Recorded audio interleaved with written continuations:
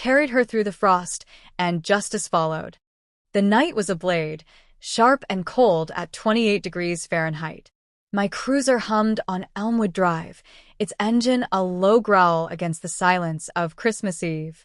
Dispatch crackled with nothing but static, and the precinct boys ribbed me. Go home, Sarge. It's a holiday. Home wasn't a place I knew anymore, but Nana was her smile, her stories, her warmth. I parked a block from her house, the old Chevy's rumble muted, so I could surprise her. Snow crunched under my boots, breath fogging in the air like secrets escaping. Through the window, the living room glowed with polished warmth, cedar logs snapping in the fireplace, wine glasses catching the light. My family, Ma, Pa, Lucas, and Claire, laughed in a tableau of comfort. But on the porch, Nana sat alone. No coat, just a thin shawl, her hands knotted like brittle twigs. Her lips were pale, edged with blue. My heart lurched.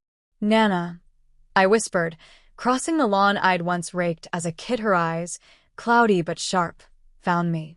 Ellie, darlin', she said, voice soft as worn flannel. I draped my duty coat over her, its weight swallowing her frail frame. Why were you out here? I asked, the cop in me scanning. Hypothermia risk, disoriented, neglected. The granddaughter in me wanted to scream. They're having fun, she murmured. Didn't want to bother. Fun. The word tasted like bile. I'd wired thousands for her care, meds, heat, meals, thinking it kept her safe. Now I saw the truth. My money funded their wine, their remodels, their lies. My phone buzzed. Officer Tate. You good, Sarge? I texted back.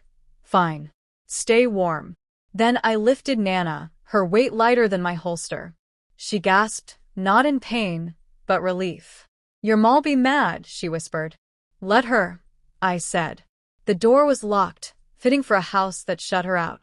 I knocked, 3 sharp raps. Ma's face appeared, her smile a tight mask of red lipstick. Eleanor, you didn't call.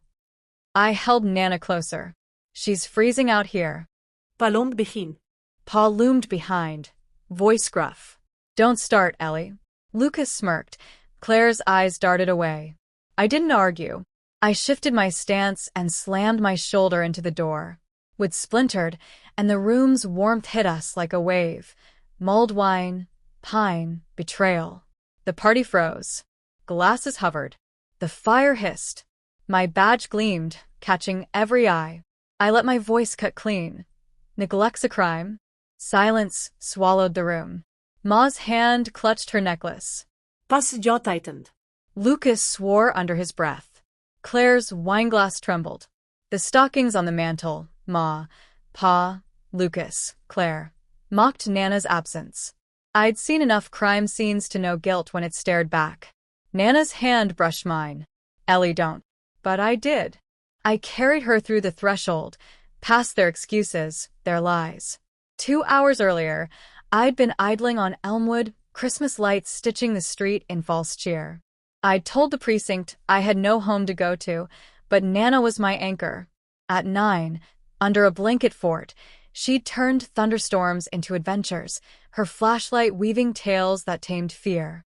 She'd pinned my badge on me at the academy, her hands shaking with pride. You'll protect the hurt, she'd said. Now, holding her, I saw how I'd failed her. My money had bought their new deck, their ski trips, while she shivered in their shadow. Inside, the house reeked of privilege.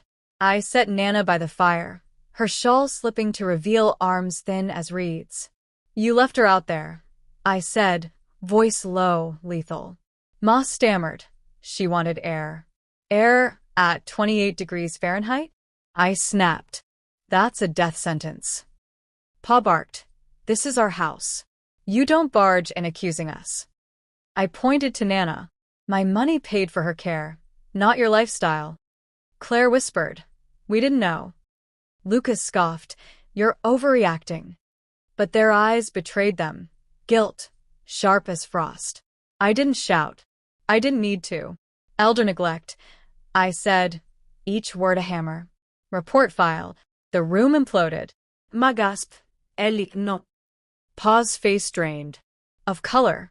Lucas dropped his glass, wine pooling like blood. Claire sobbed. Nana's voice, soft but firm, cut through. Ellie, let it be. I couldn't. I carried her back into the night, snow biting our faces. Where to? She asked. Somewhere family means something, I said. At the precinct, warmth wrapped her like a quilt. Officers brought cocoa, blankets, stories. Nana glowed, her laugh filling the break room. Tate logged the report. Adult Protective Services would come. Back on Elmwood, my family unraveled. Pa called favors that didn't answer. Ma wept. Lucas raged. Claire whispered, she's gone. My 6 words haunted them. She's safe. Elder neglect report filed. Days later, APS arrived. They documented Nana's thin frame, her faded shawl. Neighbors whispered, my family's name sank under shame. Nana, though, thrived. Officers adopted her, their laughter her new hearth. She told me, justice hurts, but mercy heals. Don't lose both. I nodded, torn but resolute. The report stood, but her forgiveness was their punishment, a guilt they'd carry forever. On New Year's Eve, the precinct glowed with pizza and lights. Nana, crowned with a paper hat, laughed like she hadn't in years.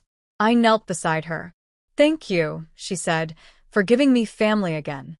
I drove her to my place, her new home. As she slept, I whispered, she's safe. Justice had balanced the scales. Mercy let her smile. That was enough.